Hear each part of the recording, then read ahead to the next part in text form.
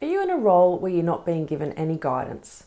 Or perhaps you get some advice, but you're looking for more?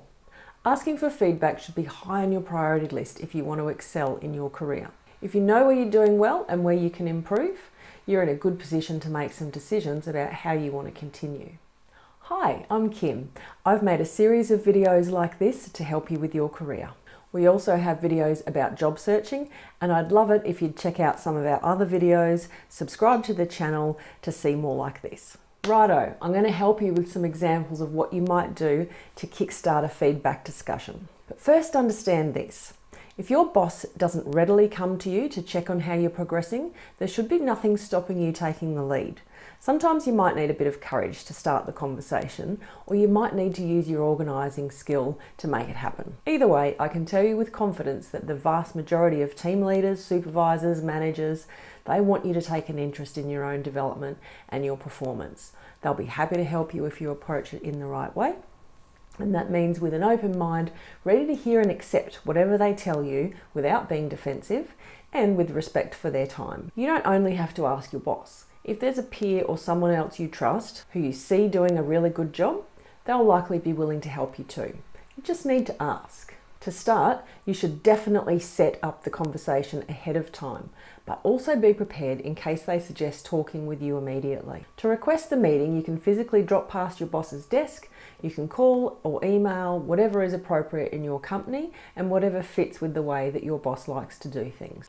I'm about to give you the examples I mentioned, and to help you further, I've attached a link in the comments or in the description section below where you can get a template for these. And by the way, I'm going to call my person Bob. Hi Bob, do you have a minute? Oh great, I was just hoping to set a time where we could talk about how I could improve on my work, because I know that I've got some things I could tighten up on. Do you reckon that we could spend maybe half an hour doing that this week? Well, I'm hoping that I could get some pointers from you about where you think I run into trouble and where I could keep developing, because I'm really enjoying this role and I'd like to do it better. Yeah, I was just hoping to set a time with you where I could get some guidance, because I've been working on my goals for the next month and I'd really love some pointers about where I can improve in closing more deals. We just haven't had a chance to catch up about my performance recently, so I was hoping I could get some really candid advice from you, so I want to improve on my KPIs and how I'm performing in the role.